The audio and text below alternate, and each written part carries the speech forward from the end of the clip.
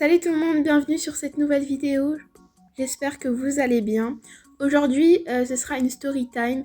Je crois être la première francophone à faire une vidéo story time sur Bloxburg parce que moi j'en ai jamais vu. Pour cette story time, je vais vous parler d'un braquage que j'ai subi et je vous laisse avec la story time. Alors c'était, je pense que j'avais pas beaucoup d'expérience dans Bloxburg. Je venais à peine d'arriver. Je pense que ça devait faire 2 ou 3 mois que j'étais sur le jeu. J'étais vraiment nouvelle. Je connaissais même pas l'existence des Game Pass. Juste pour vous dire, je savais même pas que ça existait. J'étais juste dans mon coin, je parlais à personne.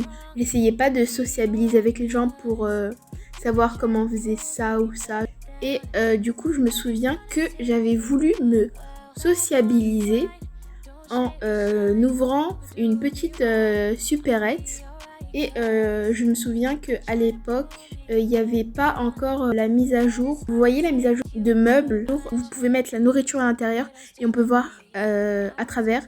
Et bah, je me souviens qu'avant, il n'y avait pas du tout ça. Tout ce qui concerne le fait de construire un restaurant, etc., il n'y avait pas ça. Il y avait juste des tables normales. Du coup, je me souviens que pour construire cette supérette, j'avais dû mettre des tables normales, sans verre, vraiment des tables normales. Et j'avais dû mettre vraiment juste le strict nécessaire, vu que je roulais pas sur l'or. Et du coup, j'étais partie faire les courses pour mettre de la nourriture dans les rayons. J'étais partie faire les courses au BFF Supermarket, il me semble. C'est le supermarket au centre-ville. Je vous mettrai une photo à l'écran pour ceux qui ne savent pas de quoi je parle. Je me souviens que j'avais fait beaucoup de courses. Il y avait une moitié que j'avais consacrée au build de la supérette et l'autre moitié qui était consacrée à l'achat des produits qui seraient en vente dans la supérette. Je sais pas si vous arrivez à comprendre. J'avais fait mes petites courses et je me souviens que j'étais revenue à pied, donc de la supérette jusqu'à chez moi pour ne pas que le caddie disparaisse. Parce qu'en fait, je pensais que si le caddie disparaissait, je perdais les articles, alors que pas du tout en fait. Ça, je ne savais pas, vu que je ne sociabilisais avec personne, personne ne pouvait me le dire en fait. Je devais le savoir par moi-même, mais je pouvais pas le savoir par moi-même, donc voilà. Du coup, je suis arrivée à la supérette et je me souviens que j'ai galéré à tout poser dans les rayons, entre guillemets, des rayons qui n'étaient que des tables. Et une fois posé, j'avais invité tout le monde. Du coup, ça fait que tout le monde avait la permission invitée. Et je vois que personne ne vient. Voilà, c'était un gros flop. J'avais construit que ma supérette. En fait, sur mon plot, il y avait que ma supérette. J'avais mis une sorte de lit par terre, mais derrière la supérette, en fait, parce que j'avais forcément besoin d'un lit, en fait. Vu qu'il n'y avait pas autre chose sur mon terrain. J'avais fermé la supérette. Sauf que, encore une fois, à cette époque, je ne savais pas qu'il fallait mettre serrure pour inviter, pour que personne ne puisse entrer. Je suis partie derrière la supérette où il y avait le lit qui était au sol. Je me suis endormie, ça je m'en souviens. Et j'avais vu une voiture parce que oui, j'étais vraiment SDF 1 parce que j'avais pas de toit. Mon lit était vraiment sur l'herbe. Je voyais aussi la route qui passait devant ma supérette. Et de là, je vois une voiture noire. Je vous mettrai le type de voiture que c'était.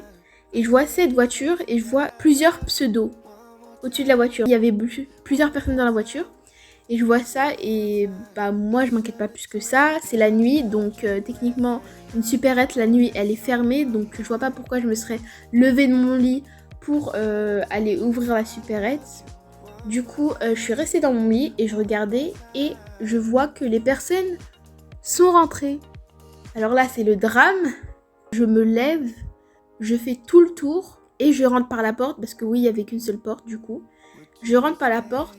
En fait, le temps de faire le tour de mon lit jusqu'à la porte d'entrée de la supérette, et bah au moment où je suis rentrée, les personnes sont sorties. Je vous ai pas dit, mais quand j'ai fermé la supérette pour aller dormir, j'avais éteint la lumière, moi je voyais plus rien. Et j'ai allumé la lumière et il n'y avait plus rien sur les tables. Il n'y avait plus rien. Les personnes avaient tout embarqué. Elles étaient venues à plusieurs dans une voiture, juste dans le but de me cambriolée. Même aujourd'hui, ça me choque parce que j'ai jamais vu.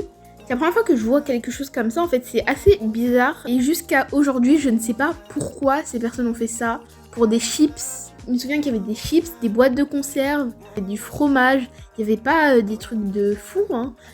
Les personnes sont venues pour prendre du fromage, des chips et des boîtes de conserve. Et donc voilà, je me suis retrouvée sans rien. Et du coup, j'étais fauchée vu que j'avais séparé tout mon argent dans la construction et dans la nourriture. J'avais plus la nourriture, j'avais la construction.